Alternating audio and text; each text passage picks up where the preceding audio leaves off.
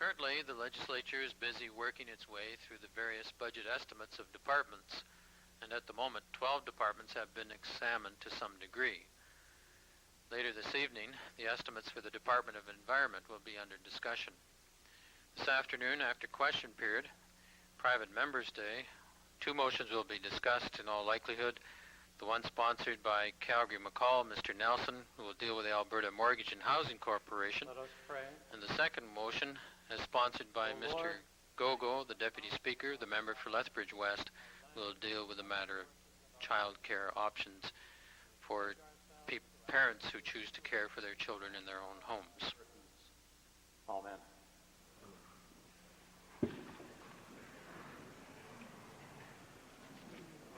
Introduction of visitors. Presenting petitions. Reading and receiving petitions. Presenting reports by standing and special committees. Notices of motions. Introduction of bills. Tabling returns and reports. Mr. Speaker, I'm pleased to table the 1986-87 annual report to the Department of Municipal Affairs for the interest of all members. Mr. Speaker, it's my pleasure to table copies of the 5th annual report of the Advisory Committee on Wilderness Areas and Ecological Reserves. It covers a period between April 1st, 1987 to March 31st, 1988.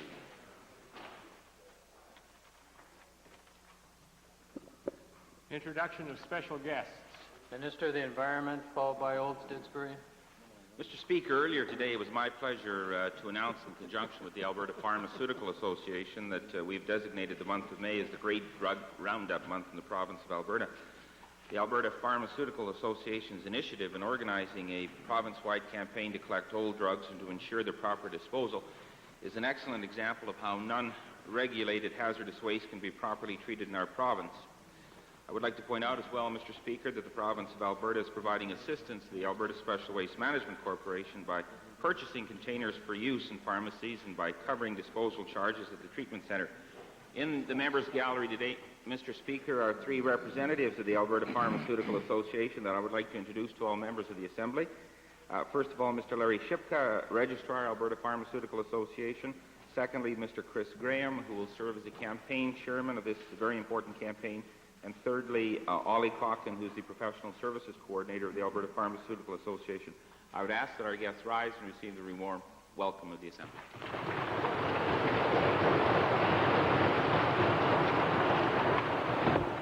Old Didsbury, then Edmonton Avonmore. Mr. Speaker, it gives me a great deal of pleasure today to introduce to you and through you to the members of the Assembly 29 grade 10 students from the village of Cremona. They've traveled all the way up here today to be with us and are joined with their teacher, John Gerlach, Mr. Frank Cummins, Jennifer O'Byrne, Joanne Van Arnhem, Linda Hosegood, Carmen Herbert, Diane Anderson, Nels Bryan, and Dot Talbot, and their bus driver, Rolly Ayers. I would ask that they stand and receive the very warm welcome of this Assembly.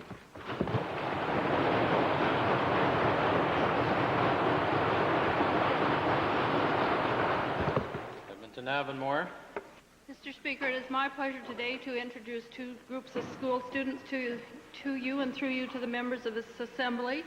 First, 85 students from Holy Trinity Catholic High School, a community school in the constituency of Edmonton Avonmore. They are accompanied by their teachers, Miss Cindy Winter, Miss Irene Waslick, and Mr. George Robert. I would ask that they rise and receive the warm welcome of this Assembly.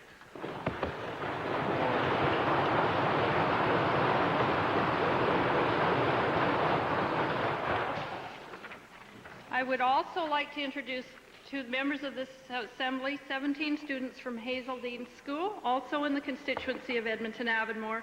They are accompanied by their teacher, Don Brooks, and I would ask them to now rise and receive the welcome of this Assembly.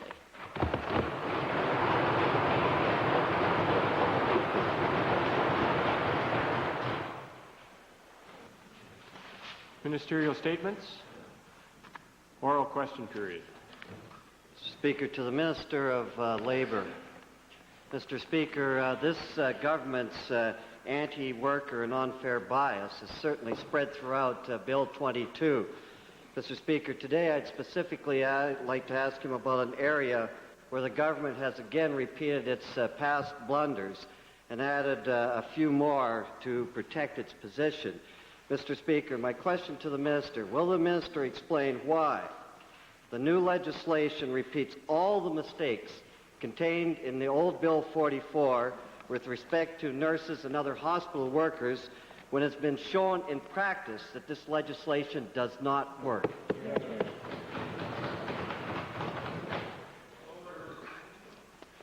Mr. Speaker, you know, the Leader of the Opposition's preambles are getting more and more ridiculous with the passage of time. To say that this government is anti-worker is manifest nonsense. The situation is that the provisions have been changed, and if the honourable member would read the bill properly, he would see the changes. Speaker, my question to this minister, Bill 44 is still there. We went through a tough nurses' strike. It should be clear even to him and this government it doesn't work. And my question is, why didn't they repeal Bill 44 and bring in decent legislation to deal with our hospital employees? Mr. Speaker, in December of last year, the Premier appointed a commission to look into healthcare issues. He has specifically asked that commission to address the concerns of the nurses which may be of a non-bargainable nature. That was the primary difficulty, and I was at meetings with the nurses, and their primary concerns were of a non-bargainable nature, and those concerns will be looked at by that commission.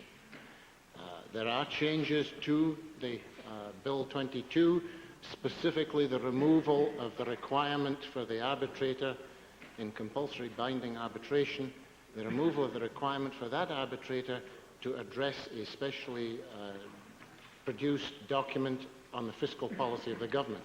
That has been removed from the bill. Big deal, Mr. Speaker. They still have to look at the general economic conditions set up by this government, Mr. Speaker. And my question is, to this minister, Mr. Speaker, hasn't the government realized yet that when they bring in unjust, unfair, bad laws, that it will create more problems than it solves? Haven't they realized that yet? No.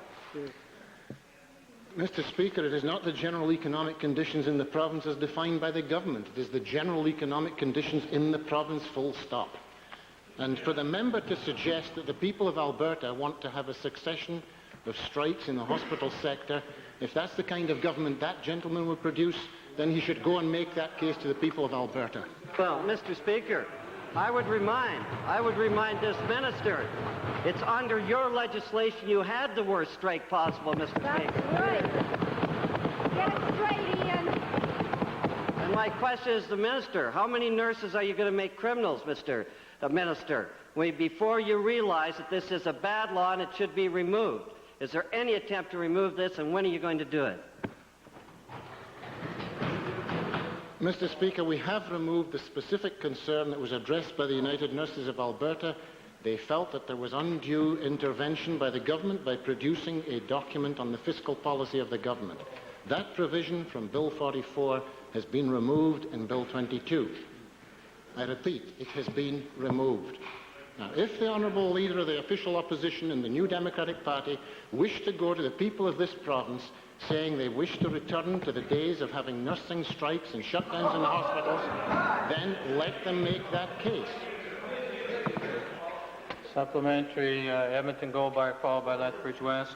Mr. Speaker, my supplementary is back to the original question to the Minister on fairness in this legislation or improvement. Mr.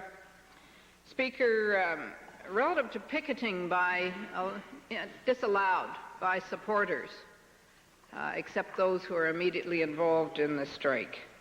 Mr. Speaker, to the Minister, do you really believe that this legislation, this requirement is legal, either in fact or in spirit, within the Canadian Charter of Rights and Freedoms?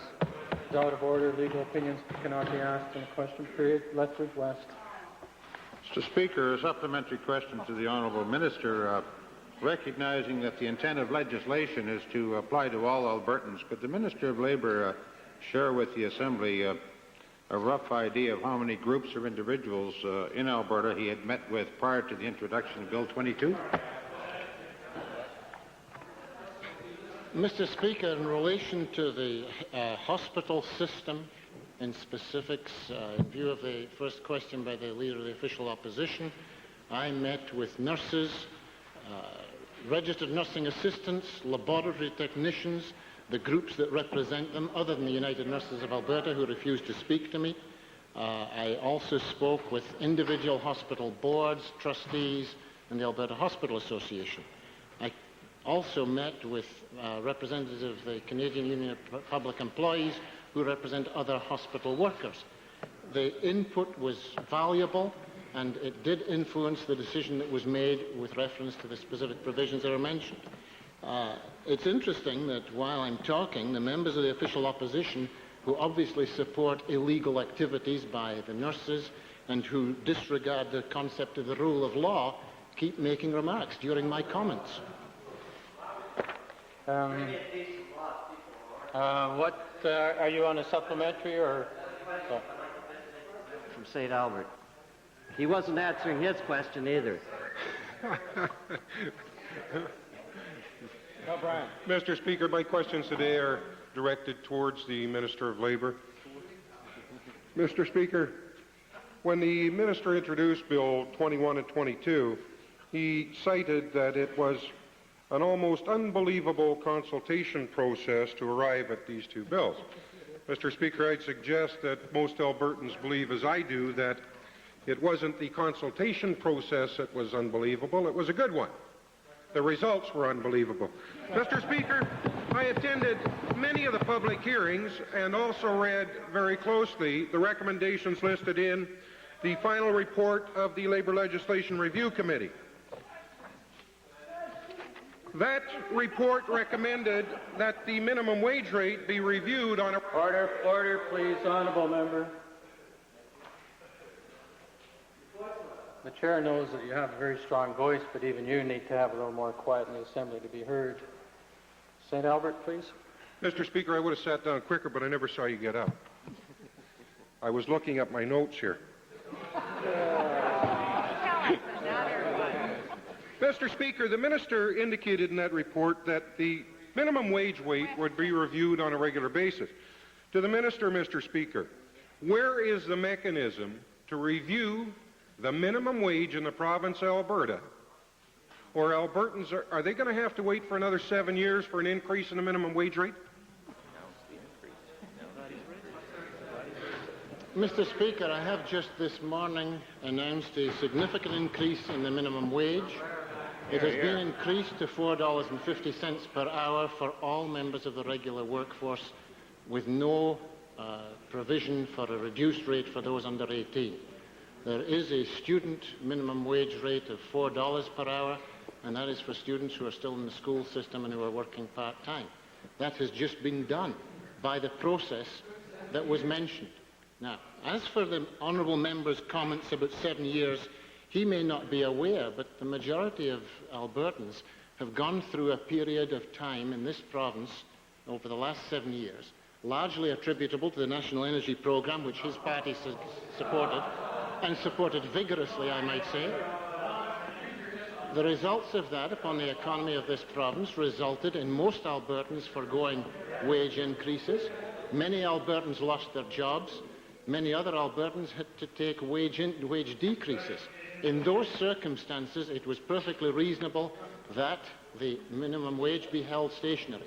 In the future, Mr. Speaker, in relation to the nub of the honourable member's question, in the future, the minimum wage will be reviewed regularly. But in the event, and it will not happen with the Meech Lake Accord and with the Free Trade Agreement, in the event there are future national energy programs with the same results, it may be that the same restriction on the minimum wage will have to apply. That's the NDP for it. Mr. Speaker, every time there's a problem, they dredge up the national energy program as an excuse. Mr. Speaker, the minister indicated in the final report of the Labour Legislation Review Committee that overtime agreements would not be a condition of employment. Supplementary to the minister. If the minister believes in fairness and equity in labor legislation, why did he not ban the utilization of overtime agreements by employers, unscrupulous ones in the province of Alberta? Mr. Speaker, if the honourable gentleman reads the legislation, he will find that there is provision for time off in lieu of overtime, the so-called overtime agreement.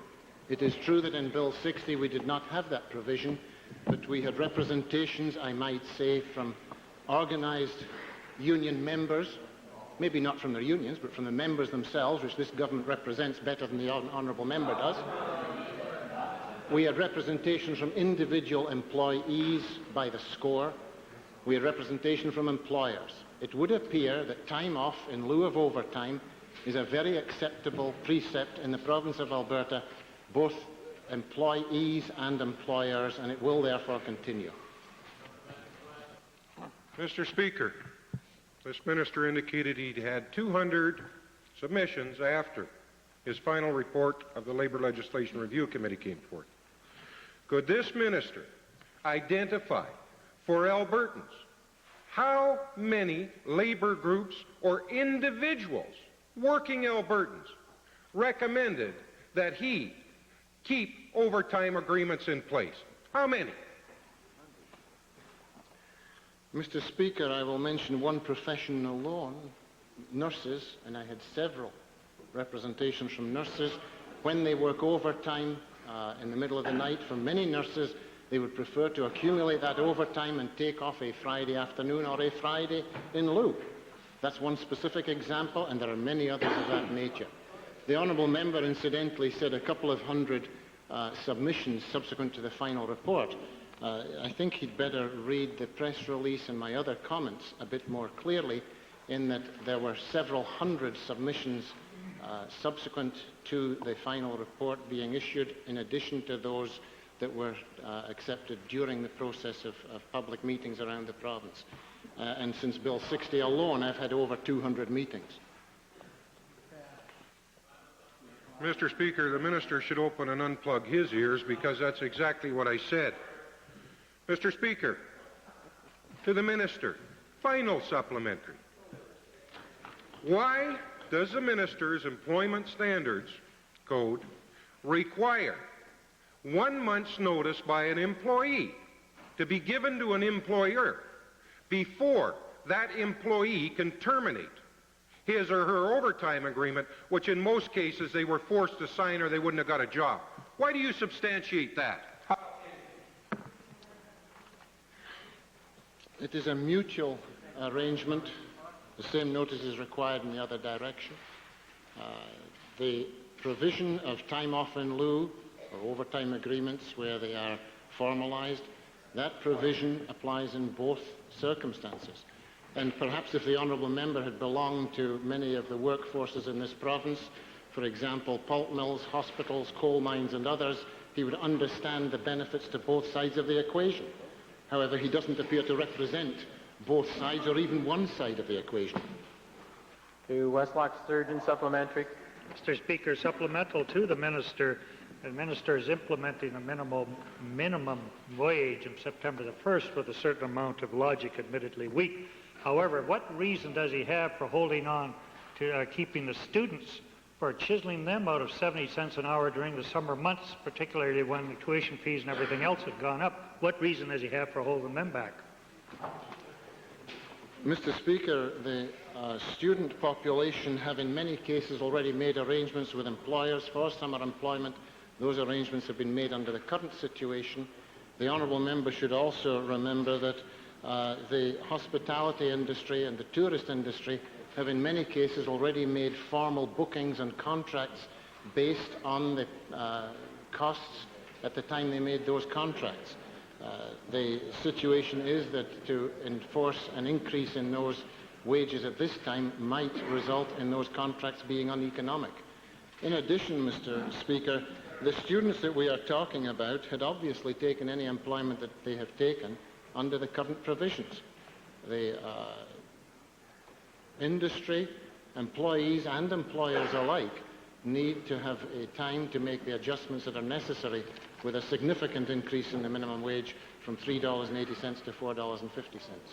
Your main question, Westlock, Sturgeon, followed by Clover Bar. Thank you, Mr. Speaker. And my main question today is to the Premier, Mr. Speaker. It was on June the 3rd, 1985, Mr. Speaker, and this legislature unanimously passed a resolution, resolution number 18, that endorsed the government's commitment to transfer title, this is surface title only, to the Métis settlement areas and to protect that land and the Constitution by means of a resolution in the Alberta Act, to amend the Alberta Act.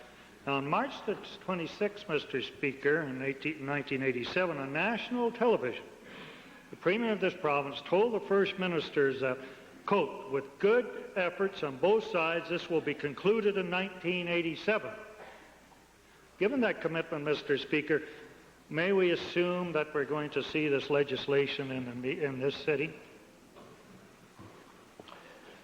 It's difficult to know, Mr. Speaker, because even the delay in 1987 was as a result of requests from the very Métis people that we were negotiating with.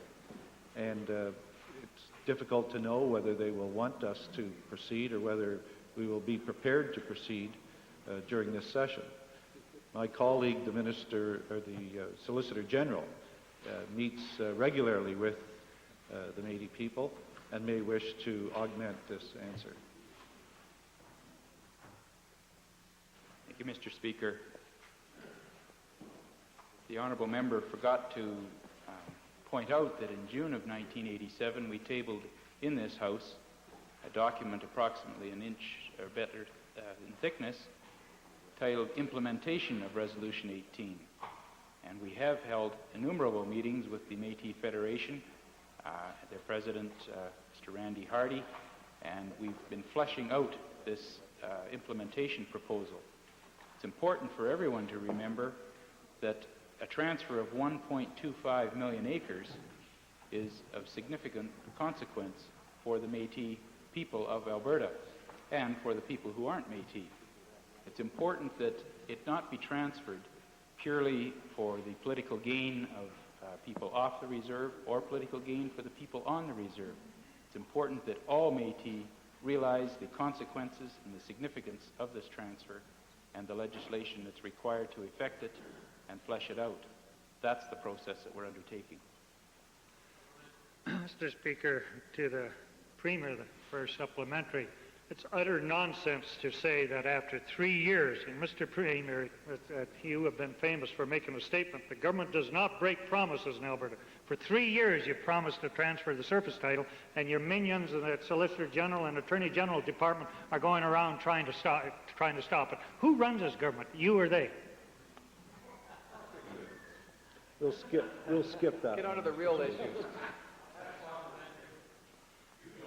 I'd hang my head in shame too, Mr. Speaker, if I had made a deal like this. Mr. Speaker, there's no question that the Premier made a promise, and what is happening is the Solicitor General and the Attorney General are trying to blackmail the Métis people into dropping their lawsuit unless they won't go ahead with Bill 18. Is that not the truth? Oh. No, Mr. Speaker, and it's always been the Honourable Leader of the Liberal Party's custom in this legislature when he is on very weak ground to raise his voice louder and louder. And he's doing it again. From you. Mr. Speaker, I don't know if we have a Premier or a wimp here, Mr. Speaker. Well, obviously he has made a promise. Mr. Speaker, the Premier has made a promise to settle this before 87, and the lawsuit that has been in place since 1977 for mineral title and oil rights has nothing to do with surface rights, is what these people are trying to get the Métis to drop. Will he not at least come out of his shell and say he will keep his word? Mr. Speaker, as indicated by the Solicitor General, the government does keep its word. The government's been negotiating with the Métis people. We're proceeding at a pace that the Métis people feel is the one that would best suit them. In terms of the lawsuit, obviously, Mr. Speaker, if the government is going to be a part of giving some 1,200,000 acres to the Métis people, and then having signed an agreement to then be sued the next day does not make very much sense to the people of Alberta. And obviously we are going to try and develop an agreement with them that removes that possibility. Supplementary, Edmonton Highlands. All the supplementaries have expired. Westlock Sturgeon. Thank you, Mr. Speaker. Supplementary to the Minister responsible for Native Affairs. Given his answer earlier this afternoon, I wonder if he can report whether or not any new sort of voting mechanism has been put in place by his department with respect to the Métis and Resolution 18 implementation. Mr. Speaker, just for clarification, it's Minister responsible for Native programs, not Native Affairs. Native Affairs are shared with the Attorney General. That is one of the issues that we are currently discussing with the Federation, is making the settlement councils legal entities and effecting a mechanism whereby they can be elected and hold office in a formalized manner, and that is currently under discussion. Culver Bar, followed by Dunvegan, Calgary Forest Lawn. My question is to the Premier. I don't get quite as exercised as the Honourable Leader of the Liberal does about some of the things the Premier says, but I'd like to know if the Premier has indicated publicly that the turmoil that's going on in the Middle East in the Arab oil-producing nations is going to have an effect on the production of oil in Alberta as it relates to the export to the United States, in light of the fact that the small amount we do export doesn't really have that significant an impact on their security of supply. But has the Premier indicated that this will be an opportunity for Alberta producers to increase their production? No, I haven't, Mr. Speaker, in the context that the member asked the question. But what I have said in a variety of places, when I'm talking with other premiers and I'm talking the Prime Minister and talking throughout Alberta and other parts of Canada, is this. Under the Free Trade Agreement with the United States, we have an opportunity for a great deal more investment in Alberta's oil sands to develop those oil sands in the best interests of Albertans and to develop markets for the oil sands so that when the time comes that we have OPEC once again tightening their hands, if you like, around the neck of the Western world, it would be wise if Alberta could, right at that time, have not only developed self-sufficiency for Canadians, but also have oil to export to countries who are friends of ours or trading relations of ours. Under the Free Trade Agreement, I would see the United States being able to establish amount of supply to their country from the oil sands that would be by pipeline across land and very secure from a trading partner. I think that would be much wiser than having to run aircraft carriers up and down the Persian Gulf trying to keep open a supply of oil. And I think in the coming months that the United States will see the advantages of that as well. And I think it will provide a great opportunity for Albertans to increase trade with the United States and also see our oil sands developed at a more active pace. Mr. Speaker, a supplementary question to the Minister of Energy. Is the Minister of Energy in a position to indicate what proportion of the American oil supply that comes offshore that Canada does contribute? Mr. Speaker, our exports to the United States last year were the magnitude of 455,000 barrels a day. And I don't remember the exact percentage, but it's a relatively small percentage of their total imports. However, having said that, we are a significant supplier relative to other nations providing oil to the United States.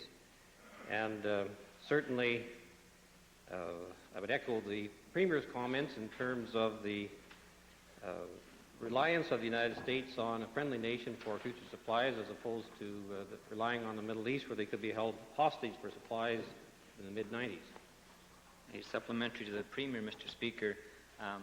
Can the Premier indicate if there are any active negotiations going on to raise capital in the United States to go ahead with a third mega project in the Fort McMurray area. Mr. Speaker, there have been discussions with companies, there have been discussions with federal government, and it has been raised by me with our trade negotiators.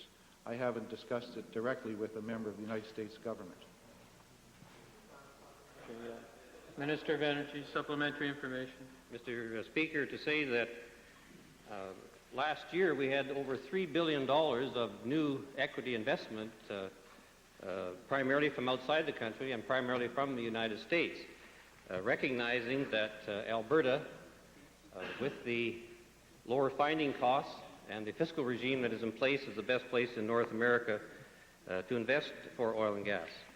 The Federal Intergovernmental Affairs Minister and myself and the Provincial Treasurer and others have been going to different parts of the United States, New York, California, talking to oil companies, talking to investors, and this has resulted, in my view, in significant increase in investments in this province.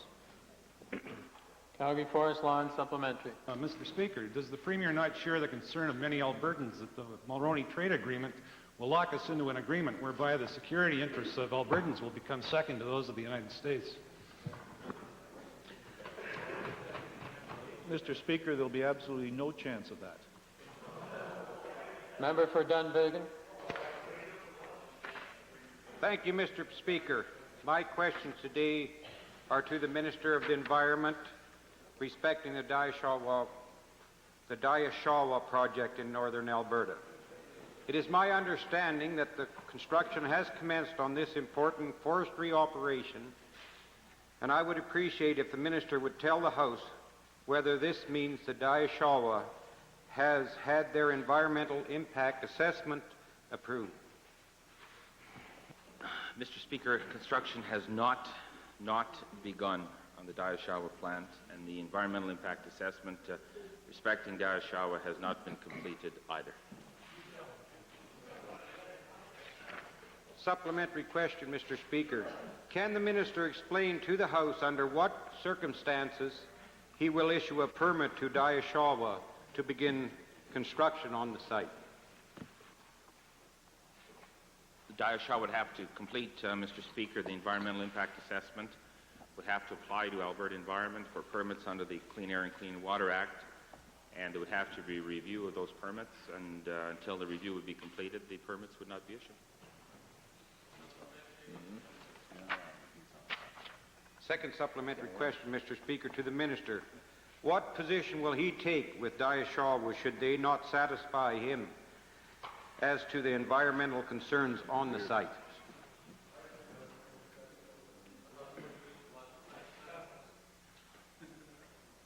Well, Mr. Speaker, I have no indication whatsoever that Diashawa will not complete the necessary environmental impact assessment and will not follow through the rules and the guidelines we have in our province.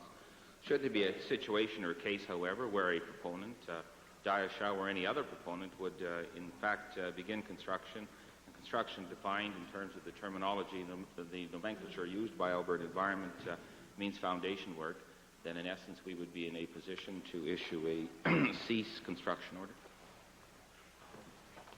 Final supplementary, Mr. Speaker. I'm aware of the government's commitment to jobs for Alberta and to the diversification of our economy. Is the Minister confident that all necessary conditions which he has set forth for the protection of our environment can be met by Diashawa so this project can proceed?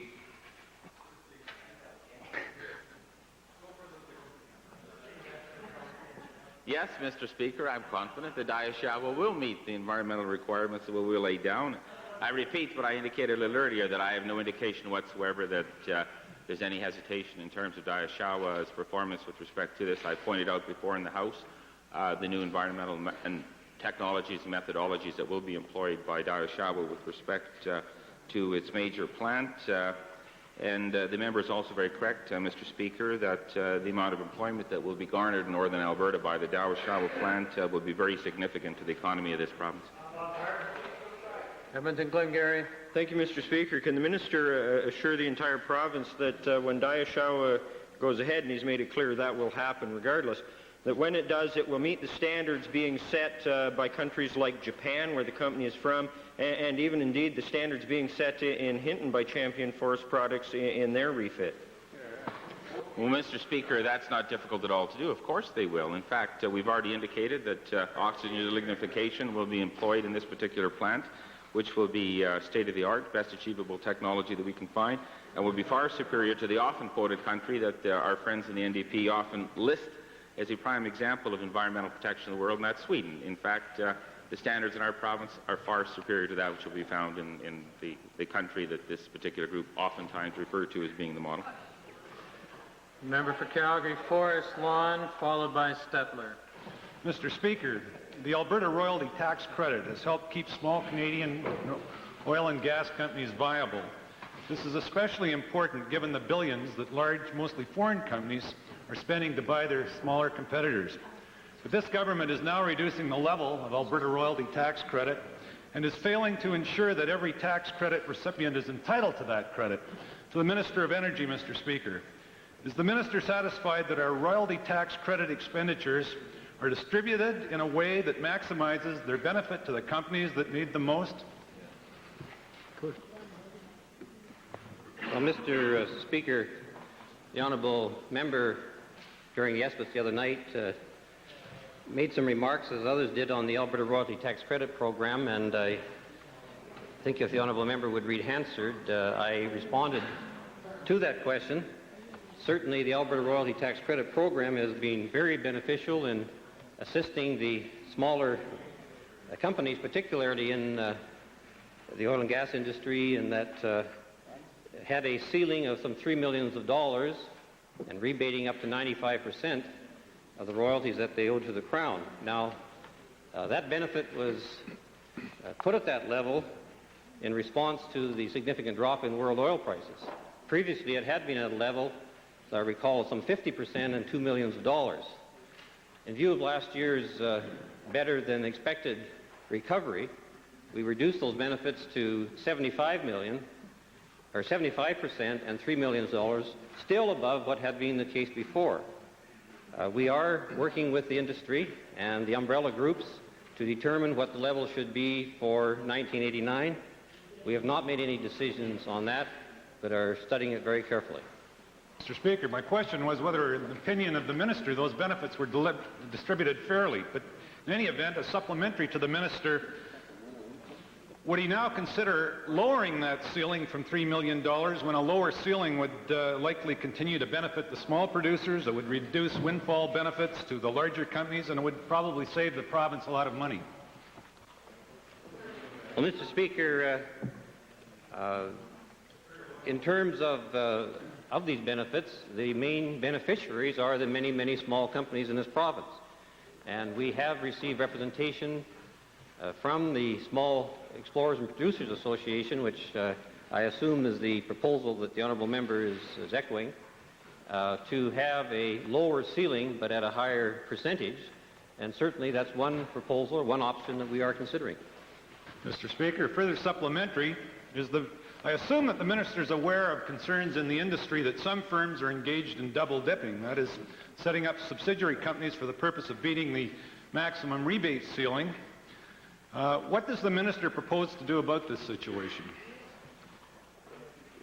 Well, Mr. Speaker, when we brought the ARTC program in many years ago, there was a situation that arose whereby spin-off companies were formed in order for companies to get the maximum benefit of that program, and the government responded by putting in place rules for the program to avoid that.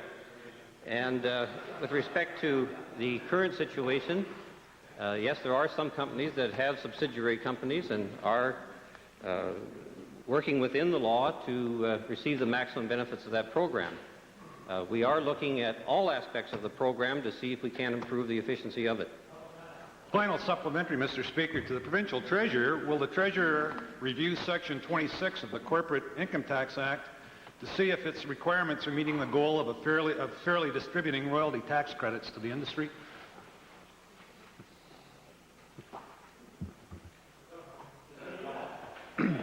Well, Mr. Speaker, the Minister of Energy already indicated both a fairly comprehensive understanding of how the project, or this process is operated. In fact, is committed that the entire process is under review again in the context of the entire fiscal regime. So we would obviously look at those sections. Chair recognizes the member for...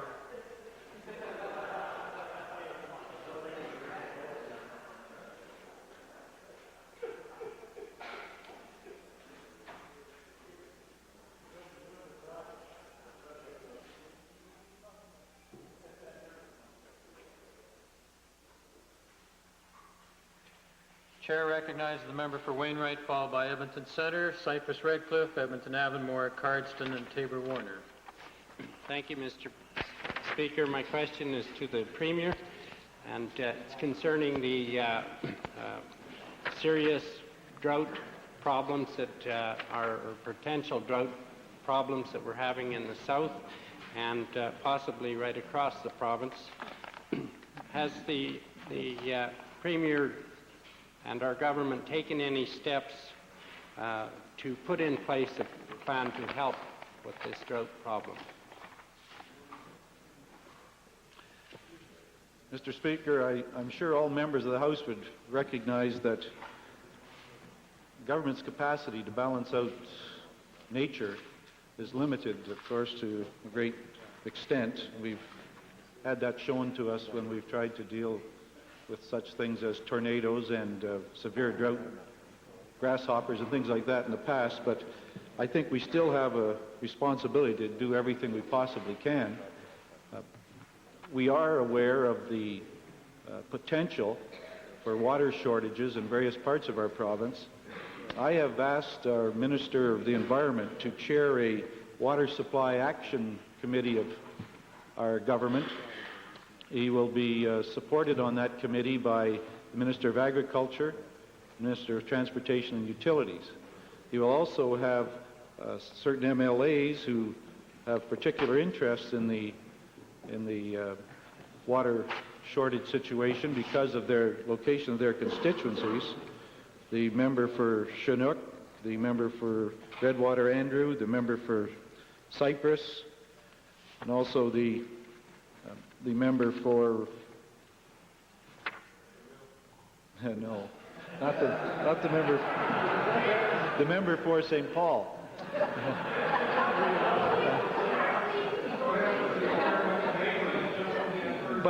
But I was going to say, Mr. Speaker, and it's kind of appropriate after the comment, that all members of the House who perhaps have a particular problem in their constituencies could contact the Minister of the Environment as chairman of that committee on both sides of the House, because this is obviously a matter that's serious and input from MLAs is required.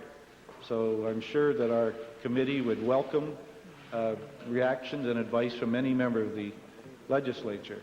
We hope that this Water Supply Action Committee can provide the contingency plans to make sure that, to the greatest extent possible, Albertans are able to get through the problems that may be brought on by a drought, although I think one of the real solutions will be if we have some good rain in the remainder of April and in May.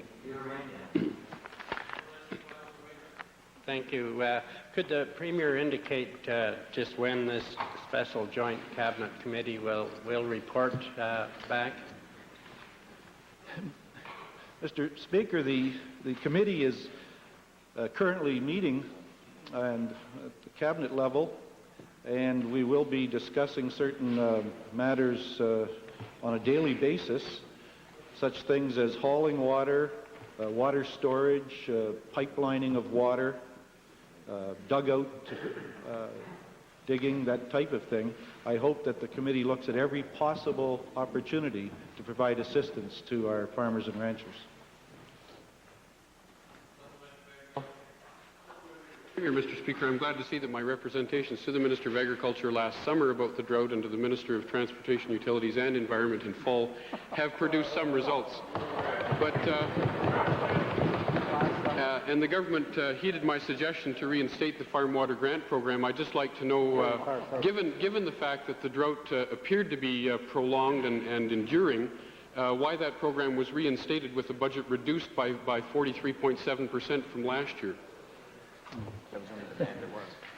Mr. Speaker, there's very few people who could predict a drought from last summer.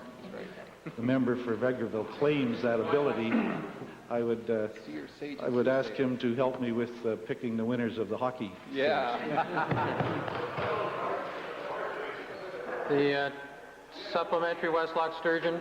Quick supplementary, Mr. Speaker, I think to the Premier the other day when I asked, and I guess it was before he set up his committee, but are they going to establish a hierarchy of water users? In other words, is fresh water being used for secondary oil recovery that could be well suspended for the summer to make use for cattle and people? It's already in the fall. Mr. Speaker, we hope that those type of things are not necessary, but if it is necessary, they'll certainly be considered. Clover Bar, supplementary. Supplementary question to the Minister of the Environment. In light of the fact that the in situ, the program that ESSA was undertaking in the Cold Lake area where they're using groundwater from some of the surrounding lakes, can the Minister indicate what steps are being taken to proceed with the pipeline from the North Saskatchewan River into the Cold Lake area to use that source of water rather than groundwater? Mr. Speaker, the government in the fall of 1985 announced a program plan for the construction of a water pipeline from the North Saskatchewan River to the Cold Lake area, and that schedule remains in effect today. I would also like to point out, Mr. Speaker, that I really appreciate this new task assigned to me by the Premier, and I'd like everybody to know that 3 hours ago it started to rain in Barhen. The Chair apologizes to the member for Edmonton Centre, but inadvertently I'd overlooked the member for Calgary Buffalo, so it'd be Calgary Buffalo followed by Edmonton Centre. Thank you, Mr. Speaker. To the Minister of Hospitals. Tragically, the lives of many young Albertans addicted to drugs and alcohol are ruined, and they too often end up in jail or as suicides. Now, even more tragically and unforgivably, there are no programs in Alberta which deal with the special problems of adolescent addiction. Desperate parents are being forced to send children to the United States where they do have such programs, often at great cost, both financially and in terms of family dislocation. And to the Minister of Hospitals, why is it that we are so far behind in dealing with these human tragedies and do not have a single inpatient hospital-based program for treating teenage addiction in the whole province of Alberta, yet pay hundreds of thousands of dollars to American hospitals for this purpose? Mr. Speaker, certainly the concern that the honourable member raises is one that's expressed often by parents and others who are involved with adolescent children who have a dependency on alcohol or drugs. We have taken the approach in Alberta that such treatment programs should be generally operated under community health programs, and that is the very reason why this government some years ago established the Alberta Alcohol and Drug Abuse Commission to oversee our involvement in those kinds of programs. It's simply not true, Mr. Speaker, that Alberta is doing nothing in this area. Indeed, we have done an extensive amount of work, and there are many facilities available. Unfortunately, there are not all of those facilities available here that some people might like to see, and we are aware that there are programs developed from time to time. There's practically never a month that goes by that it's not drawn to my attention that there's some program in some other part of the world that is purported to offer sufficiently better treatment for drug dependency or alcohol dependency, particularly for teenagers, than something we have in Alberta. We are trying very hard to learn from that, and I'm certain that the Minister of Community Occupational Health and perhaps the Chairman of ADAC would like the opportunity to respond as well. Well, the Minister hasn't been listening to parents and doctors who indicate that we just don't have the programs here. I'm wondering whether the Minister or the Minister for Community Health could tell us why the government totally refuses to fund successful community-based programs such as the El Paso program in the United States and instead forces Albertans, such as the McKee family in Calgary and the Gray family in Rocky Mountain House, to go into debt in order to save the lives of their children. For heaven's sakes, what is our sense of priorities here?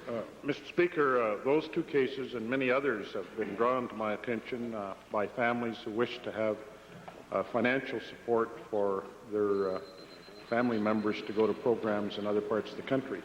We provide, through the Alberta Healthcare Insurance Plan and our hospitalization benefits plan, the payment for active treatment hospital care outside of our province when it's not available here. We would like to be able to expand that to facilities like the honourable member refers to, but we believe that it's more important that we try to develop those kinds of treatment facilities in this province, and that's the mandate of the Alberta Alcohol and Drug Abuse Commission, and indeed the mandate of the Department of Community and Occupational Health working with the Department of Hospitals and Medical Care. We're very sympathetic, Mr. Speaker, to the problem, but it's one that can't be solved by simply paying for every person who wants to go outside Canada for some kind of treatment. Time for question period has expired. Might we receive unanimous consent to complete this series of questions? Opposed? Carried. Supplementary. Calgary Buffalo. Yes, so either the Solicitor General or the Minister for Community Health, we spend millions on building new juvenile prisons, which are hotbeds of drug pushing and addiction, yet we have totally inadequate treatment programs. I'm wondering whether these ministers might tell us why this government is doing so little to address the addiction problems of teenagers who end up in trouble with the law and in detention problems. The human cost of this is deplorable. Mr. Speaker, the chairman of the Alcohol and Drug Abuse Commission may want to supplement my answer, and he can certainly give details about the diversity of programs available through ADAC to help our young Albertans to cope with the dangers of drinking and drug abuse, substance abuse. But for the honourable member to suggest that this government lacks a caring or responsible attitude towards a very serious disease in our society is irresponsible on his part, because ADAC, Mr. Speaker, has set a standard in this country that no other province meets in providing service, providing care, providing education to all Albertans with a strong focus on our young citizens. Right, that's right. Well, it's not this member, it's citizens groups such as Pride that are finally bringing the... Your honourable member, could we have the question? Finally, I get one sentence, Mr. Speaker. Honourable member, you get the question, please.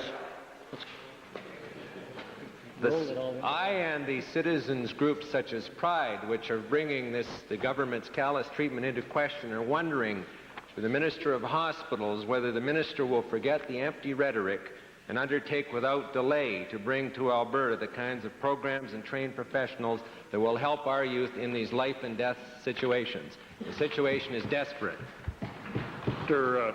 Speaker, certainly our government is extremely interested in bringing to Alberta any expertise in terms of new program development that might be of assistance in this area. We're aware of some of the programs that are being described as better, offering certain kinds of care and treatment better than what we have in Alberta, and those are investigations into those kinds of programs are being followed up. But I say again to the honourable member, there are perhaps hundreds of treatment facilities located in the United States that purport to do a much better job than what we do here. There are just as many people from across the line wanting to come to Alberta as there are from Alberta wanting to go somewhere else. And we again get them all the time. There is no magic whatsoever to the treatment of alcohol and drug dependency, particularly when it comes to teenagers. I just conclude, Mr. Speaker, by saying we are concerned and working hard on the problem, but we don't solve it by simply paying for every facility that is located outside of Alberta that someone might want to go to. Edmonton Centre on a supplementary followed by Vermilion Viking. Yes, Mr. Speaker, so concerned they've cut ADAC 2 years in a row. Would the chairman of ADAC please advise the Assembly how many outreach workers are left who are actually out in the community meeting with adolescents in the school, home, community, and other places to deal with this most tragic situation?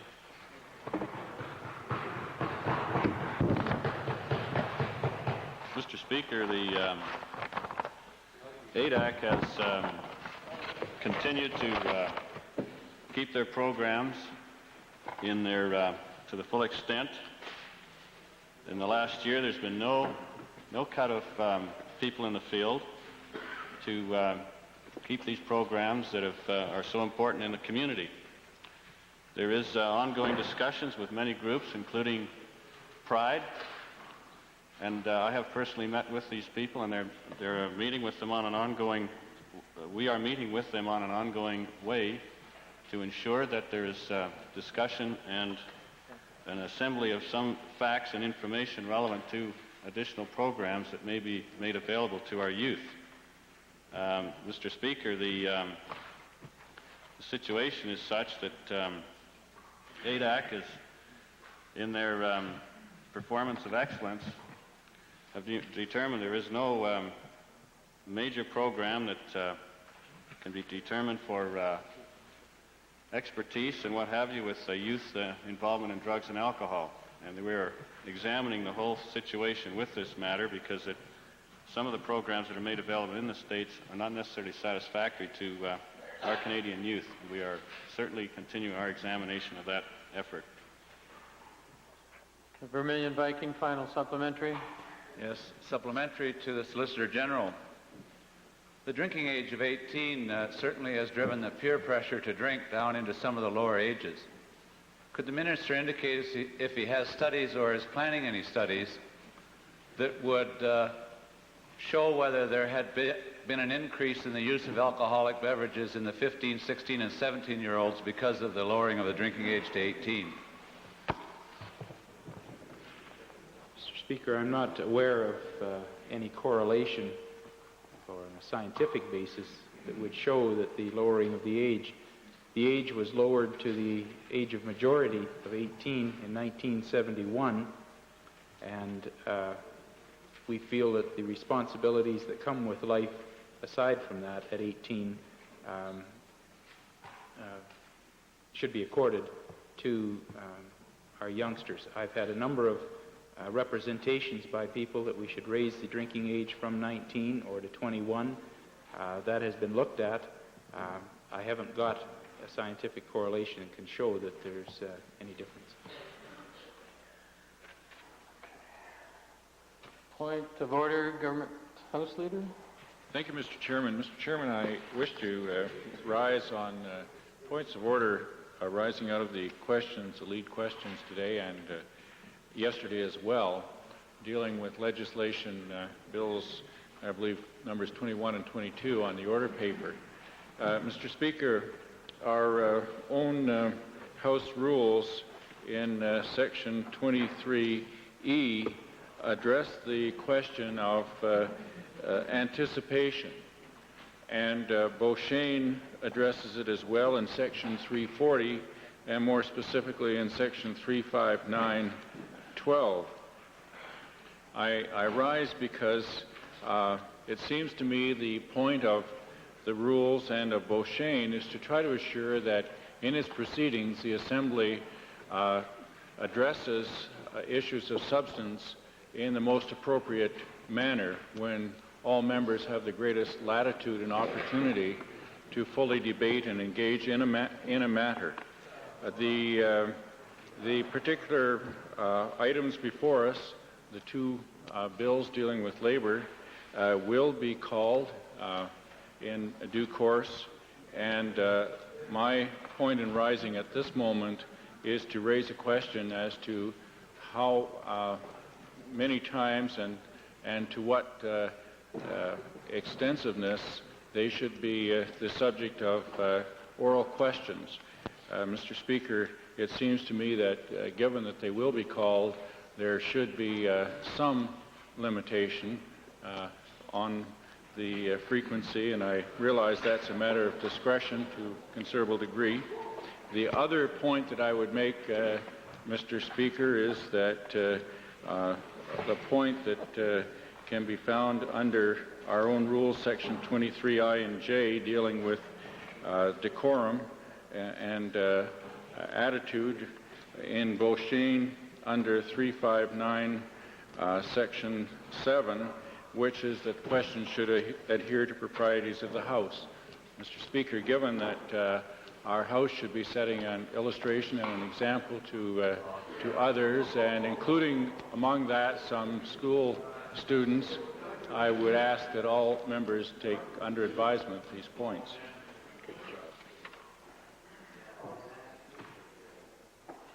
Member for Edmonton Highlands. Thank you, Mr. Speaker. On the point of order, the Government House Leader conveniently failed to mention that 359 sub 12 Beauchesne says, quote, questions should not anticipate a debate scheduled for the day, comma, but should be reserved for the debate, close quote. He thereby deliberately, I believe, missed the point, which is that they shouldn't anticipate discussions that are meant for that day. Now, any parliamentarian ought to know that the orders of the day tell us just what's on schedule for the day, and neither Bills 21 nor 22 are scheduled for debate. In fact, it's motions other than government motions that are scheduled for this afternoon, and in fact, it's government estimates scheduled for tonight. Mr. Speaker, I take issue with the Government House Leader attempting to persuade you, the Chair, in convincing you that there ought to be any argument to be used, discretionary or otherwise, that would prevent, for instance, on the third or fourth or fifth day of a question arising when in fact it's not covered either by Beauchesne or standing orders. There are several precedents, Mr. Speaker, and I can go back to at least 1982 to demonstrate this, whereby members of the Assembly are entitled to bring up questions relating to government bills that are on the order paper but are not scheduled for debate that day. And I urge you, Mr. Speaker, to do as you have done in the past and as your predecessor has done, and allow this Assembly to be used for the honest exchange of information and ideas, including in question period. And on the matter of decorum, Mr. Speaker, it's often been noted that this is the quietest Assembly in the entire land. And if the Government House Leader would like to guarantee that it become the noisiest, all he has to do is try to run that sort of interference on you, Mr. Speaker. We can assure it'll happen.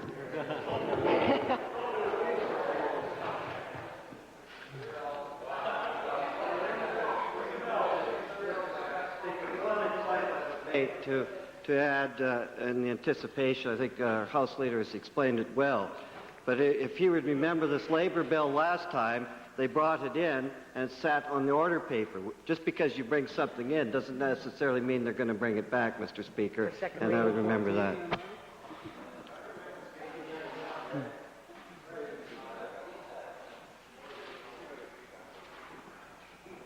Calgary Mountain View.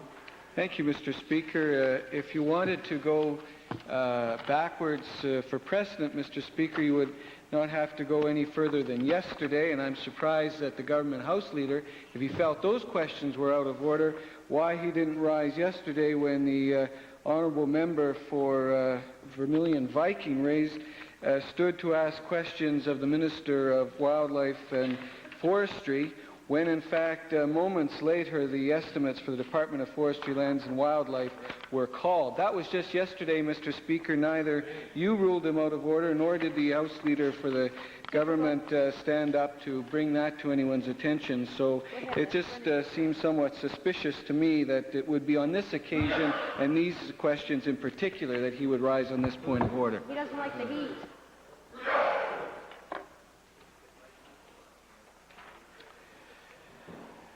There are at least two different issues to be addressed here, possibly three. The first is with regard to anticipation, the second deals with the matter of repetition, and the third deals with decorum. First, with regard to anticipation, the Chair appreciates the fact that the discussion is taking place with input on both sides of the Chamber. The Chair has indeed looked at the rules of anticipation in Beauchesne and also with regard to Erskine May as well as our own standing orders, and has been examining it almost daily for the last 2 weeks with regard to a number of issues. The matter of, come back to the anticipation in a moment, but the matter of repetition concerns the Chair because we're having some questions that are almost identical day by day, and the Chair is going to have to rule them out of order. Pardon me. The Chair doesn't recognize you. Sorry. Oh, on the contrary. On the contrary.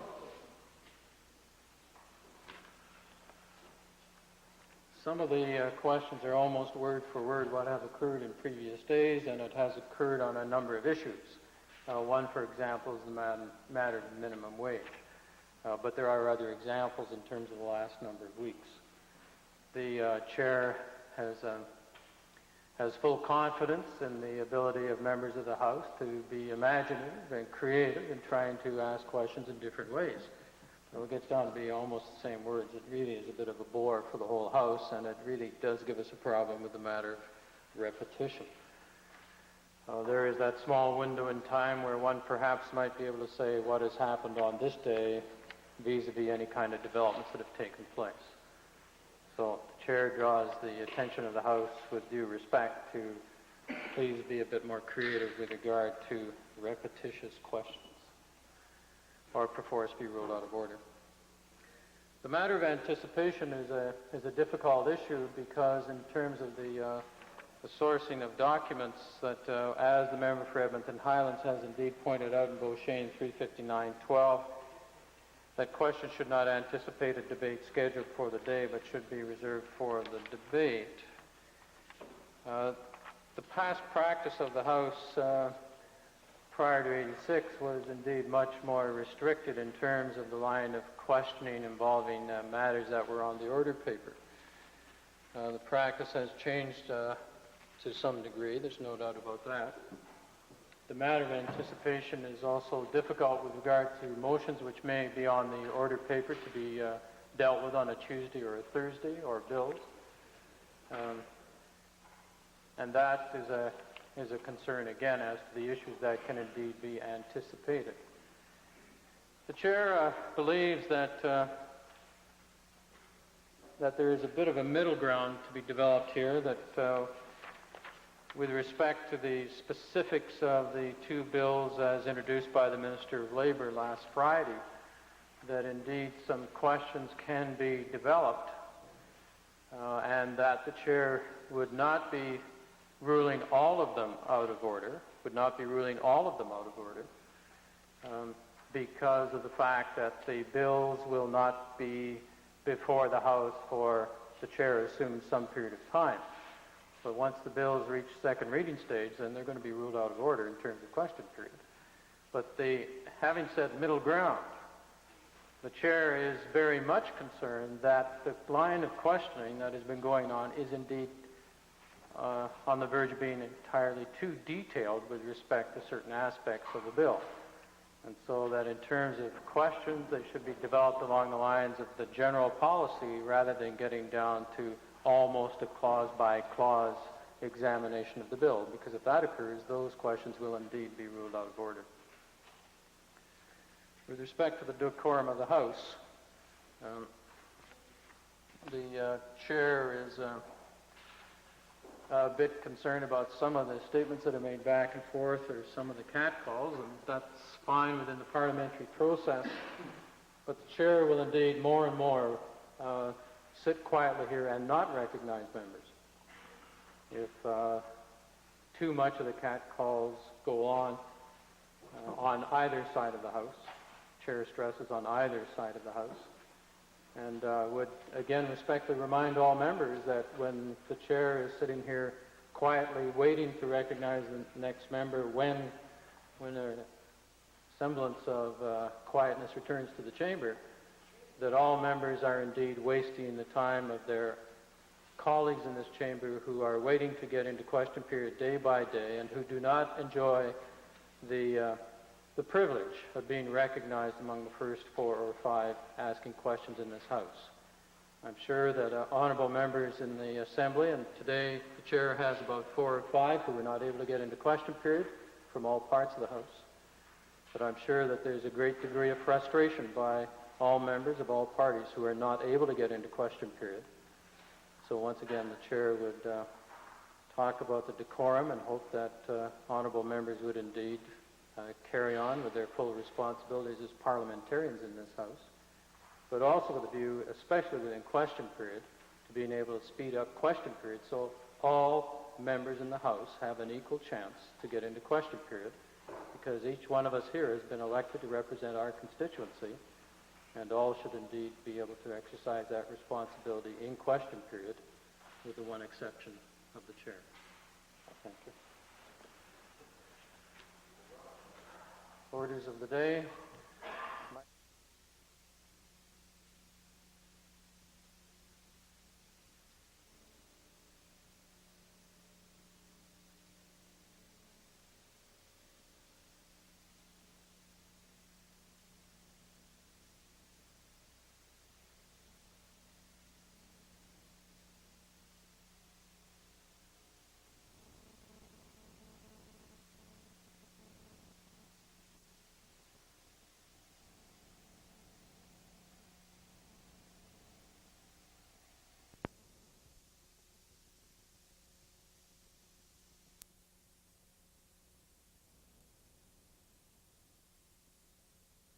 Honourable member or minister. Thank you, Mr. Speaker. This question is to the Minister of Social Services. Mr. Speaker, the Minister of Social Services has cut the shelter allowance for single employables on the basis that they are most capable of absorbing this decrease. They're the most easily employable of all the welfare groups. An internal report prepared by the Minister's own department in November '86 shows without a doubt that the Minister's justifications for reducing welfare benefits for single employables have no basis in fact. To the Minister, how can the Minister claim that single employables are the most capable of finding jobs when this report from her own department shows that after 6 months on welfare, a majority of the employables have not received any referrals from her department for job training and counseling? Mr. Speaker, we have discussed that particular report, which I had asked for from my department last summer. And the report spoke to a time frame that was early in 1986 for the most part, and I think that I have already responded to the members of the Assembly who are quite rightly concerned about the type of information that we gleaned in terms of how the department was responding to those who came forward seeking assistance, and that was that significant changes have been made. Okay. Which question? The 4 is good. How can the Minister, supplementary to the Minister, how can the Minister then justify decreasing these shelter allowances when her own report indicates that around 31% of those on welfare could not find accommodation at the rate at which welfare was paying for them before? Mr. Speaker, I have, in responding to the concerns that have been raised as a result of the decrease in shelter allowance, made it very clear that I realize that single employables will have to seek, for the most part, different accommodation in terms of for the most part, having been able to avail themselves of their own accommodation, and now, in most likelihood, having to seek shared accommodation. Mr. Speaker, supplemental to the Minister, in light of the conclusion of her own department's report that, and I quote, of all groups on social allowance, single employable clients receive lower levels of benefits than other groups, end of quote. Will she now agree to reverse her decision and reinstate those welfare payments that have been unfairly decreased? Mr. Speaker, I think it is recognized that the single employables in the province also have the least responsibility in terms of families and so on. And I have made a judgment that, in fact, they have the greatest capacity and resilience in order to respond to the circumstances that the province and all citizens, taxpayers in the province, find themselves in. I think if the honourable member will check the figures that have been supplied and other comments that I have made, he will also find that on average over the course of the last year that the average cost per case has increased. And while we speak to some basic, in terms of food, clothing and shelter, costs that are allowed for, there are a number of other areas in which we can respond that are done on a case-by-case basis, depending on the situation of that single employable. Final supplementary, Mr. Speaker, to the Minister. She mentioned other costs. Would the minister then agree to implement immediately one of the recommendations of that report that said, quote, employable clients should automatically be given telephone, transportation, and daycare or babysitters to assist them in seeking work? Will the minister agree to go that far? Well, Mr. Speaker, the honourable member has raised daycare also. The single employables that are, well, I believe that the honourable member will realize that those in that particular classification would not be categorized as single employable, and this is the classification that we're presently under discussion. If we're speaking to daycare, obviously we're talking about families or single-parent families. And Mr. Speaker, again, where the situation warrants, those particular benefits are available in terms of the allowance that is necessary for them to seek employment. Supplementary question, Edmonton Calder. Thank you, Mr. Speaker. To the Minister, what specific steps is the Minister taking to ensure that those benefits are made available to those single employables? Mr. Speaker, as a result of the information that was gleaned in that study, looking at over 2,000 cases across the province, there is in each region someone has been designated, and it is a very senior person, to make sure that the proper instructions are given to and followed by the social workers. Main question, member for Little Bow, followed by the member for Edmonton Highlands. Mr. Speaker, my question is to the Minister of Social Services as well. Yesterday, the parliamentary report on daycare was released, and it flatly rejected universal daycare programs for Canadians. I understand the minister as well has invited the federal minister and other Canadian ministers responsible for daycare programs to a meeting on April the 22nd. Given Alberta's current funding position, could the minister indicate what position the Alberta government will take at that meeting relative to universal daycare? Mr. Speaker, obviously a very important matter that's under public discussion and has been over the course of not only the past year but the past several years since the federal government has begun under a previous administration and now this one a number of traveling shows to ascertain the views of the Canadian public. Obviously, we have been most interested in the views of Albertans, not only those with families who are most immediately impacted, but also those who would be paying the bill.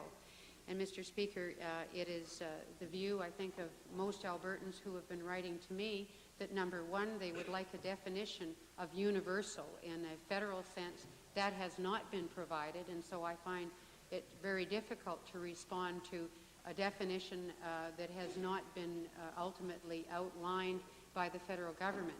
And secondly, Mr. Speaker, what I will be bringing to that meeting and expecting from other ministers as well is what their respective judgments are for their own jurisdiction, because after all, daycare, childcare is the jurisdiction of the provinces, and we believe that a system should not be superimposed by the federal government on individual provinces. Mr. Speaker, a supplementary question to the minister. One of the concerns that's been expressed to me is that the national programs, such as the one advocated by the opposition, the socialists or the liberals in Canada, would in effect penalize parents who elect to stay home and look after their children. Could the minister indicate what the government's intentions is or are in terms of this, and assure that only those who utilize daycare because of need would receive any type of government assistance? Mr. Speaker, insofar as the Alberta program at this time, I have publicly on a number of occasions, as have other members, said that we will have to get our costs under control so that we can serve in the future those who will be in most need. And at present, we have an operating allowance in the province that is not attached to any level of income. And I would be proposing to the House when I find out specifically what the federal government will be doing, because after all, the task force report is just that, a report, and it has not yet been adopted by the federal government. And so for the information of the House, I will be looking at the levels of income of those people who are presently utilizing daycare and speaking to a decrease in the amount of allowance available to high-income families. Mr. Speaker, supplementary question. One of the recommendations is that an automatic $200 tax credit be made for parents with children, regardless of whether or not they use the daycare system. Could the minister indicate the government's position with regards to a recommendation such as that? Well, Mr. Speaker, in speaking to the recommendations, and I have only seen a summary of the recommendations and am concerned about referencing them without the body of the report being available to me, because I realize there's probably a number of arguments and discussions developed in the body of the report. But I would say that certainly I have been communicating with the federal minister that whatever program they wish to institute, if they believe that on the federal basis the taxpayers can afford such a program, that it should treat all Canadian families equally and not penalize those who would choose an alternate form of care that is different from the traditional institutional care that's been under discussion. Mr. Speaker, supplementary question to the minister. It's with regards to the jurisdictional question between the provinces and the federal government. Could the minister indicate whether the federal government has given any indication as to whether there will be federal legislation implemented in terms of universal daycare or any form thereof of daycare for Canadians, or will the implementation of legislation or programming be left with the provinces? Mr. Speaker, certainly our representations are that there should not be a federal wandering into provincial jurisdiction and starting off another round of events such as we've had in other programs. The federal minister himself, although I understand it's been spoken about in the task force report in one of the recommendations, the federal minister has not referenced legislation. Edmonton Calder, followed by Edmonton Goldbar. Thank you, Mr. Speaker. A supplementary. I'm wondering if the minister will be addressing the issue of standards at the meeting in view of the fact that Alberta has the poorest standards in Canada.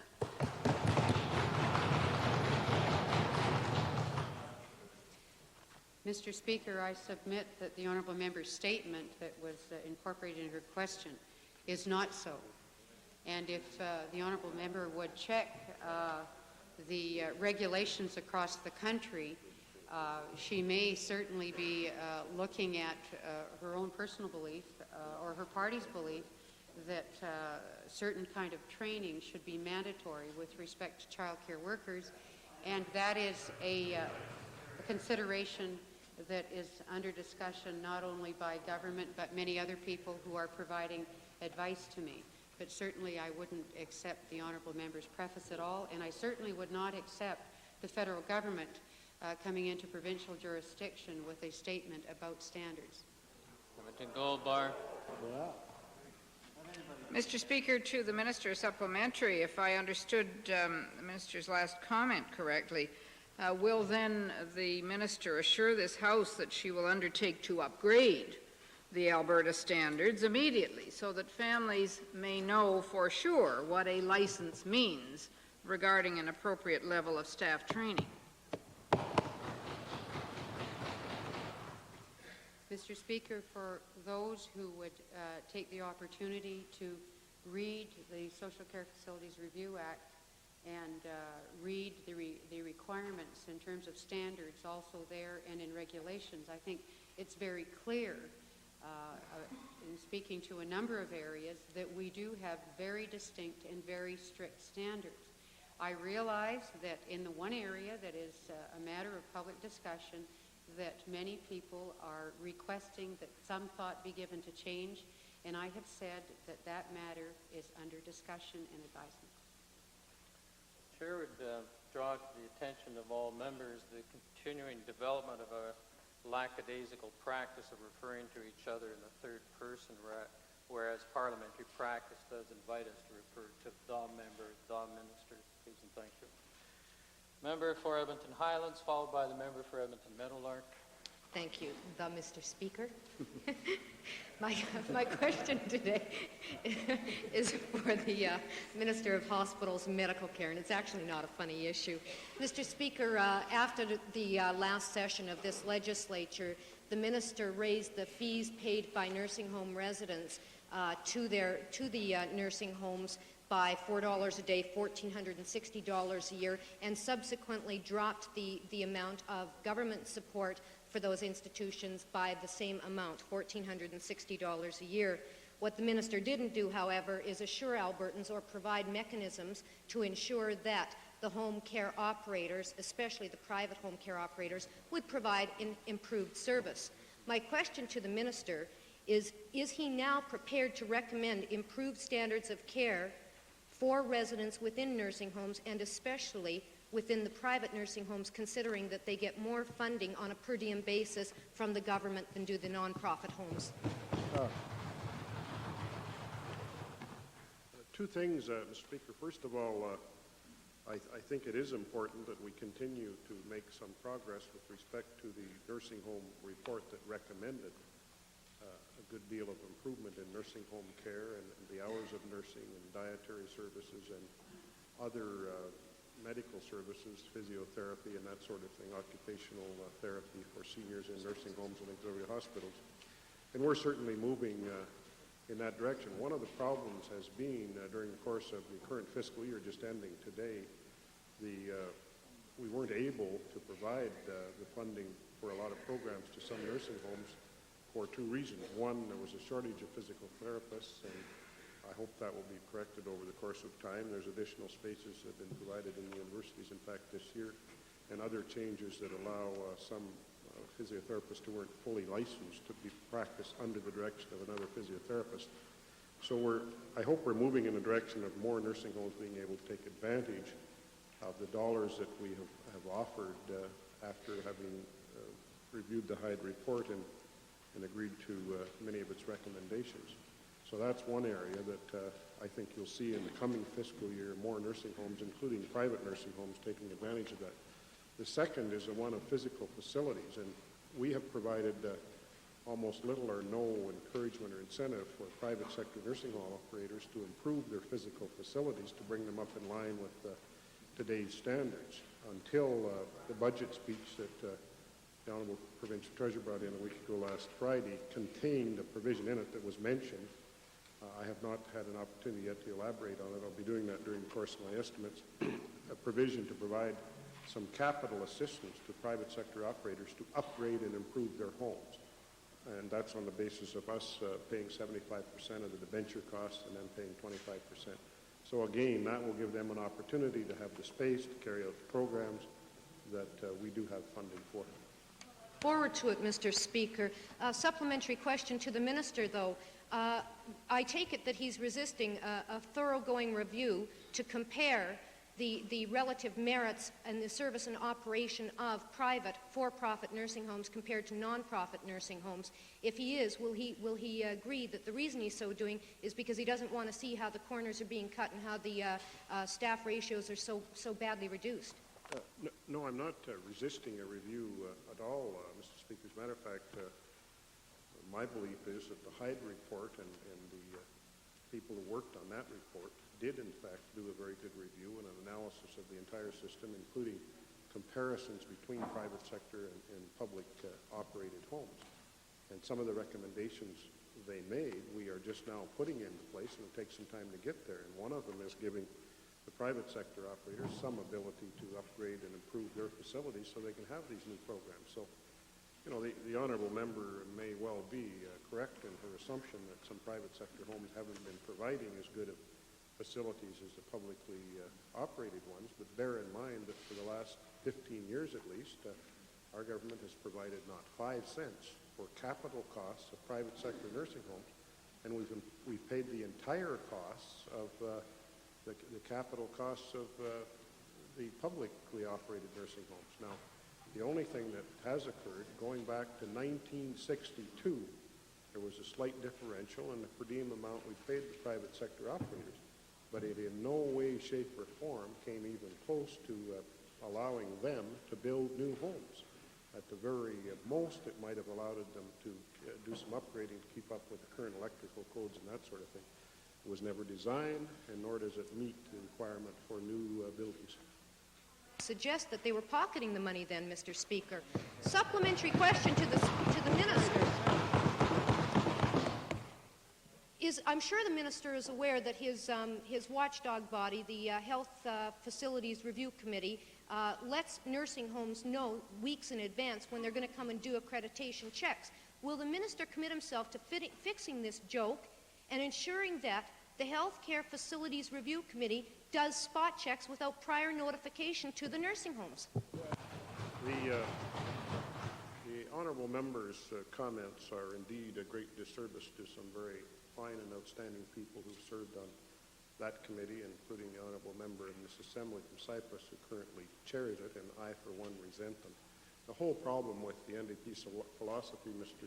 Speaker, is that they don't believe in the private sector doing anything, and God help us if they ever get to be the government.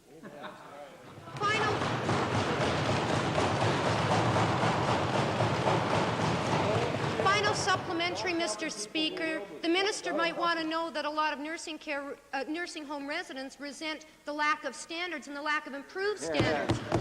I would like to know what it's going to take for the minister to conduct a review of standards, not capital, not facilities, standards. Is it going to take having to see what they're getting for lunch? Is that what it's going to take? What it will take, Mr. Speaker, is some support by all members of the legislature for the budget that's been brought in that contains within it some new additional funds, some new funds in the nursing home budget that are going to be dedicated to assisting private sector operators in upgrading their current facilities. And I repeat again, Mr. Speaker, the private sector operators have never had any funding to upgrade their existing nursing homes. And for the honourable member to suggest they have is completely wrong. I am hopeful that there will be support for that project because I sincerely believe that the private sector has a role to play in providing nursing home care and auxiliary hospital care for our senior citizens. Member for Edmonton Gold Bar. Mr. Speaker, a supplementary to the minister. Perhaps the minister will tell the House what specific steps and programs, I don't want just general ideas, Mr. Speaker, but specific steps that the government has taken to exempt cases of hardship, seniors with spouses or dependents still at home, those who are not yet in the senior category but require nursing or auxiliary hospital care from the increases that have been leveled at them. Mr. Speaker, I'd be pleased to be specific about that. Just prior to Christmas, I wrote a very lengthy letter to every nursing home resident and auxiliary hospital resident in the province, together with some attachments to it. First of all, outlined the reasoning for the government's move to increase the daily charge in nursing homes to $14 a day, which is still the lowest in Canada. Outlined as well the various benefits that are available to seniors in particular with regard to pension benefits. I also outlined in that letter benefits that are available to persons who are not seniors under the Alberta Assured Income Program and the Modified Assured Income Program. And then finally, I invited people, after they had reviewed all of those options to increase their pension benefits, to write directly to me. Over the course of the 2 months after that, I received, after having sent out 4,000 letters, I received 17 replies. But I would say that the federal offices of Health and Welfare Canada told me they received a good number of requests for pension benefits. For example, and this is very specific, Mr. Speaker, for example, a lot of seniors were not aware that they could apply for federal pension benefits on the basis of a single person if they were separated beyond control. And by that, the federal government means if one spouse is in a nursing home and the other's at home, they're separated beyond control and they get single benefits, which helps them a great deal. There were a lot of people that didn't know that. The results of the letter are that a great number of people, I don't know how many, were able to get additional pension benefits because of that program. There were others who wrote who didn't have the Assured Income Program. Honourable Minister, perhaps someone else could ask another supplementary to pick up on the rest of it. Calgary, Glenmore. Mr. Speaker, I would like to know if the Honourable Minister is aware that the Health Facilities Review Committee does travel around the province and goes into nursing homes totally unannounced, and that the facilities provided by private, public and voluntary are excellent and the standards of this province are excellent.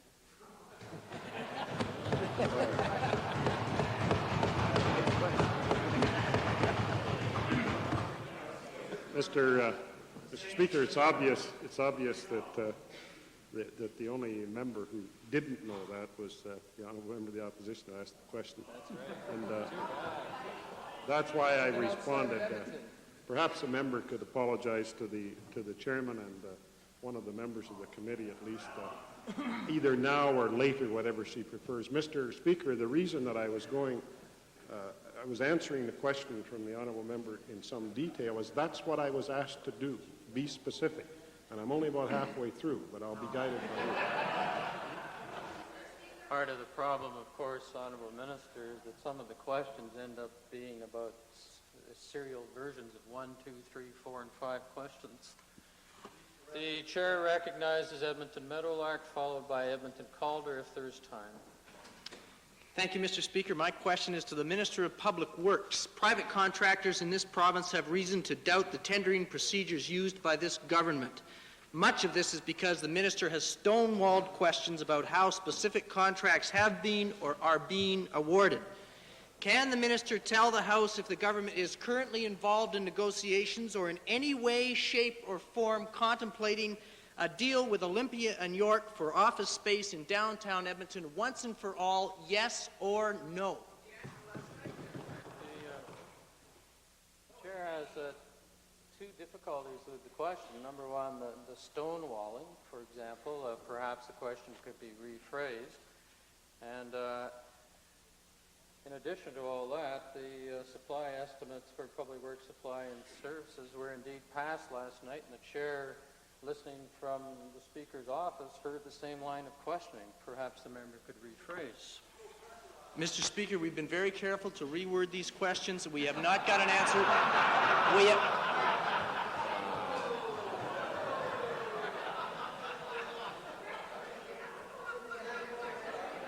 Because we did not get an answer last night. And if you want to see answered, they're here, and these are specifically different. And there's a broader problem here, and that is that we can't get information. Order, please. Order. Would the honourable member please phrase the question or run the risk of having the complete line of questioning withdrawn? Another question. Why does the minister refuse, and now I'm asking for the reasoning for his non-answer, why does the minister refuse to give a simple yes or no answer to this very straightforward question? And that question has never been asked before in this legislature. Honourable Minister, I'm sorry. The inappropriateness of making reference to ministers not making reply to questions has been cited more than enough according to Beauchesne. So next question, please, Honourable Member.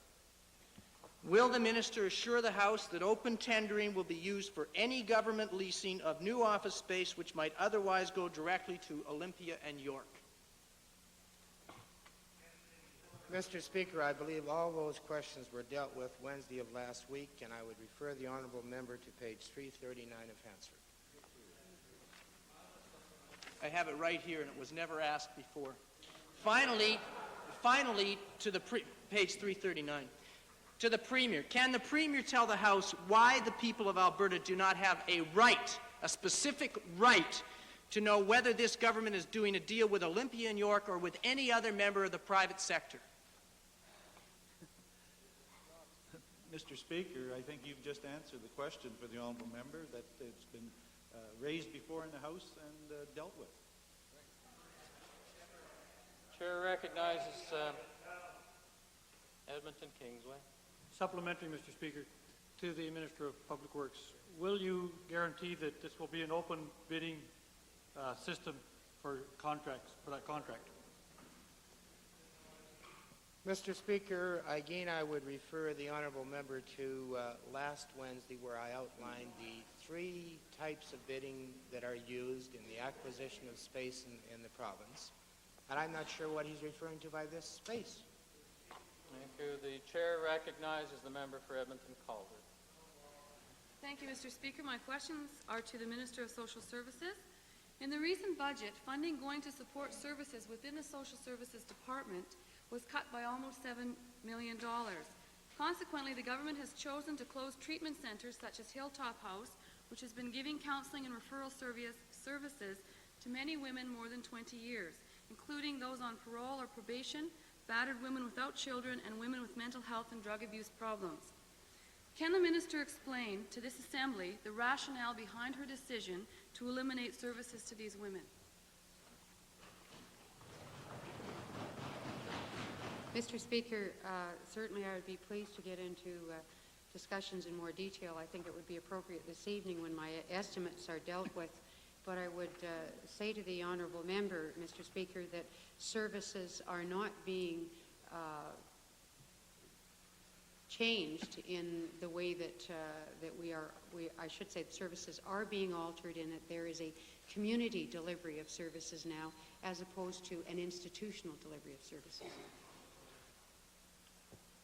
Time for question has experienced, yes. We certainly have an experienced question period. The time has expired. Might the House give unanimous consent for the continuation of this line of questioning? Those in favor, please say aye.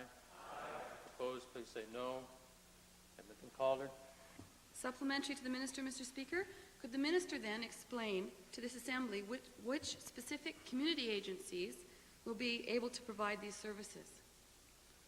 Mr. Speaker, I'd be pleased to address those questions tonight in detail. Well, Mr. Speaker, the fact is that there are no alternatives for these women. And will the minister reconsider her decision to close Hilltop House in view of the fact that there are no facilities available for these women that offer the same treatment and counseling programs as Hilltop House?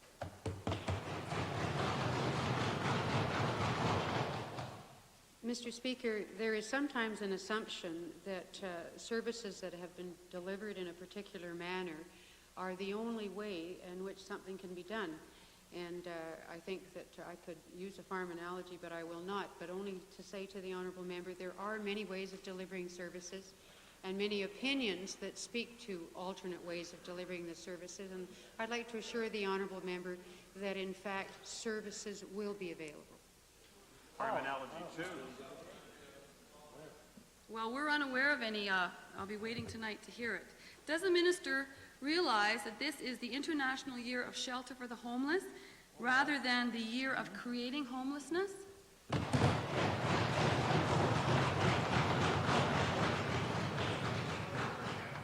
Mr. Speaker, I'm very well aware of that and would say to the honourable member, as a result of the emphasis in this particular year, we have tried very hard to beef up the front lines in social services, to deliver those services faster, to make sure that emergency accommodation, food, clothing and shelter is available literally on the spot. And Mr. Speaker, I believe that our frontline workers are doing an exceptional job. Edmonton Goldbar. Mr. Speaker, to the minister, by suggesting that this type of service can be moved to another producer, is the minister telling us that this service is to be put up for a commercial tax-supported operation? No, Mr. Speaker. Time for question period has expired. Chair recognizes the Minister of Advanced Education. Thank you, Mr. Speaker. Yesterday, during the question period, I arose with a purported point of order and a question of privilege, and was given advice by you in your ruling to examine the Hansard overnight, and I have done that, and there are some comments I would like to offer to the House with respect to those issues which were raised. First of all, Mr. Speaker, I appreciate very much the way in which you dealt with the question of the point of order which I raised, referring to the line of questioning regarding blind trusts. My purported point of question of privilege directed at the Premier came about as a result of language used by the Leader of the Opposition during his questioning. Mr. Speaker, I recognize that in the heat of debate and the question period that members often stray beyond the limits suggested by both Shane and other parliamentary traditions. Bearing that in mind, I did look at Hansard, and I'm referring now to page 424, when the Honourable Premier answered the most recent question put to him by the Honourable Leader, saying, "Mr. Speaker, I do not know that." More text followed, and he ended the answer by saying, "But I don't know it." The response from the Honourable Leader was, "My question, instead of playing dumb about this, would the Premier come honest and say why it is that this company he now knows?"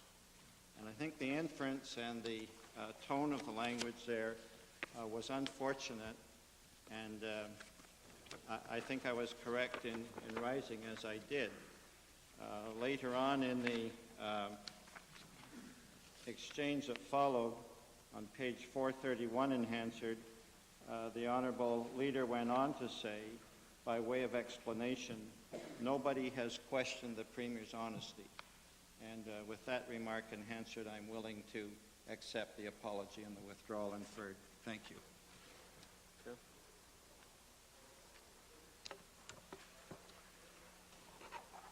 Chair thanks the graciousness of all